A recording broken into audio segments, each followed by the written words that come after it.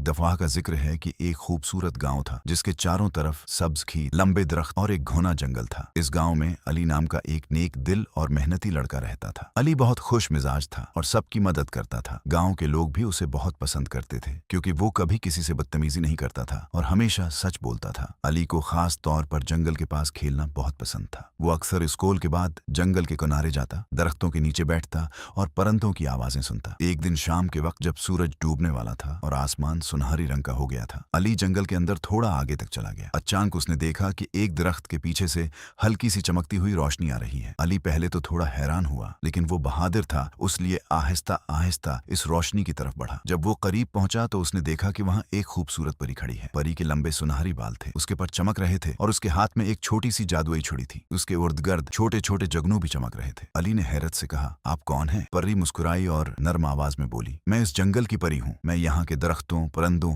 और जानवरों की हिफाजत करती हूँ। मैं काफी दिनों से तुम्हें देख रही हूँ। तुम बहुत अच्छे दिल के बच्चे हो। तुम हमेशा दूसरों की मदद करते हो और किसी को तकलीफ नहीं देते। अली ने शर्मा कर कहा, मैं तो बस वही करता हूँ जो मुझे सही ही लगता है। परी उसकी बात सुनकर खुश हुई। उसने अपनी जादुई छुरी घुमाई और उसके हाथ में एक खूबसूरत चमकता हुआ फूल जाहिर हो गया। वो फूल आम फूलों से मुख्तलिफ था। इसकी पंखड़ियां नीली और सुनहरी रंग की थीं और उससे हल्की सी रोशनी निकल रही थी। परी ने कहा, ये एक जादुई फूल है। जब भी तुम कोई अच्छा काम करोगे ये फूल चमकेगा और तुम्हें खुशी देगा, लेकिन याद रखना उसका जादू सिर्फ नेक कामों के लिए है। अली ने खुशी से वो फूल ले लिया और परी का शुक्रिया अदा किया। फिर वो घर वापस चला गया। अगले दिन सुबह अली स्कूल जा रहा था। रास्ते में उसने देखा कि एक बूढ़ी दादी पानी का भारी घड़ा उठाने की कोशिश कर रही है। वो काफी कमजोर थी और घड़ा बार बार नीचे गिर रहा था। अली फौरन उनके पास गया और बोला, दादी उम्मा, मैं आपकी मदद कर देता हूँ। उसने घड़ा उठाया और दादी के घर तक पहुंचा दिया। जैसे ही अली ने ये नेक काम किया, इसकी जेब में रखा हुआ जादुई फूल हल्का सा चमकने लगा। अली को बहुत खुशी हुई। कुछ दिन बाद अली ने देखा कि गांव के बच्चे एक छोटे से जख्मी परिंदे को देखकर डर रहे हैं। परिंदा जमीन पर गिरा हुआ था और उड़ नहीं पा रहा था। अली ने एहतियात से परिंदे को उठाया, उसे पानी पिलाया और उसके पर को आराम से साफ किया। फिर उसने परिंदे के लिए एक छोटा सा घोंसला बनाया ताकि वो ठीक हो सके। इस वक्त भी जादुई फूल पहले से ज्यादा चमकने लगा। अली को समझ आ गया कि परी सच कह रही थी। अच्छे काम वाकई जादू की तरह होते हैं। एक शाम जब अली जंगल के पास गया तो वही रोशनी दोबारा नजर आई। परी फिर उसके सामने आ गई। वो मुस्कुरा रही थी। परी ने कहा, अली, तुमने साबित कर दिया कि तुम वाकई नेक दिल हो। तुमने लोगों की मदद की, जानवरों का ख्याल रखा